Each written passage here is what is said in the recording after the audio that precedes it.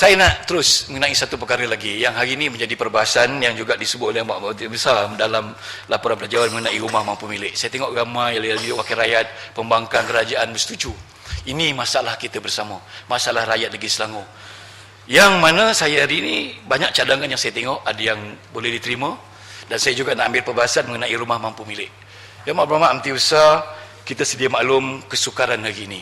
Saya terima kasih kepada Esko Perumahan selepas Esko yang menjaga perumahan bagi saya jawapan bertulis selepas saya minta dalam sidang yang lepas. Terima kasih diberi. Saya tengok memang ada peranan PKNS dan juga peranan swasta. Saya lihat dalam konteks untuk menyediakan rumah mampu milik ini, kita kena merentasi sepadan politik. Kita kena tolak perbezaan politik. Mungkin antara kerajaan persekutuan dan kerajaan negeri ada tidak sama dari segi ideologi dan juga kefahaman. Tetapi saya nak menyeru dalam dewan ini, kerana yang penting ialah rakyat negeri Selangor perlu mendapat manfaat daripada rumah yang hari ini begitu sukar sekali untuk diperoleh kerana kadar rumah dan sebagainya. Dan siapa yang saya nak seru hari ini, saya nak minta supaya kerajaan memikirkan balik bagaimana nak mengembalikan semula peranan PKNS sebagai pemaju rumah yang mampu menjadikan rumah mampu milik di negeri Selangor. Sahabat saya daripada Sungai Panjang tadi sebut beberapa perkara yang menyebabkan kenaikan harga rumah, cas-cas pembangunan, premium tanah yang tinggi dan sebagainya yang memberikan kesan kepada ini. Dan saya nak minta supaya PKNS memainkan peranan yang besar. Bukan sahaja bergantung kepada perumahan Selangorku yang disyaratkan kepada pemaju-pemaju swasta. Kita nak PKNS muncul, tampil sebagai pemaju utama kepada pembangunan rumah-rumah mampu milik. Sebagaimana kerajaan persekutuan menyediakan rumah-rumah prima, SPNB, agensi khusus.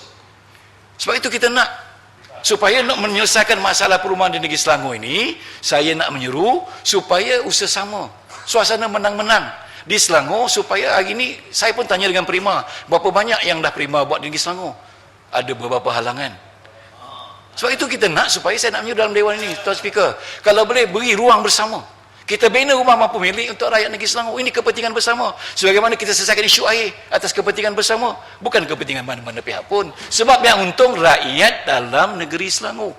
Kalau kerajaan negeri ada halangan-halangan dari segi peruntukan, kerajaan persekutuan ada bajet yang besar. Ini perlu difikirkan bersama. Juga saya nak minta supaya PKNS diberikan kemudahan. Ruang-ruang tanah diberikan kadar nominal terhadap dengan izin, dengan premium.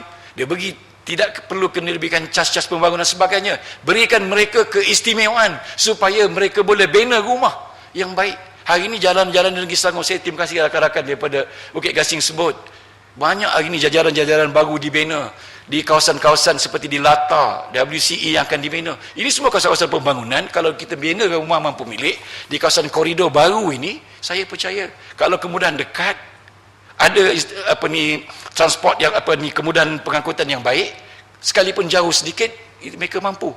Dan juga kita nak minta supaya kerajaan negeri menyediakan bukan sekadar bina rumah, tetapi bagaimana sistem pembiayaan, bagaimana nak bantu supaya pembeli-pembeli rumah. Kita kata rumah mampu milik 40,000 pada kita, mungkin pada sekian 40,000 mungkin murah pada kita, tapi bagaimana ada setengah-setengah keluarga 40,000 pun mereka tak layak nak pinjam, pergi kat bank pun tak dapat.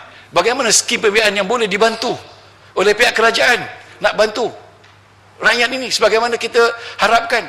Bukan saja nak bina, tapi nak kena bantu juga mereka bagaimana skim pemilikan supaya pembiayaan juga mereka dapat.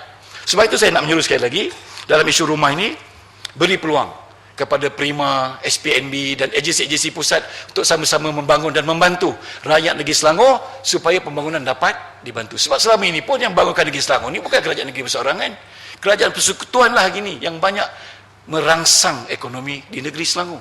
Pembangunan MRT, kita tengok apa kesannya jangka panjang cukup besar. Akan kemudahan pengangkutan dan sebagainya. Kerajaan negeri mungkin tak ada buat apa-apa pun.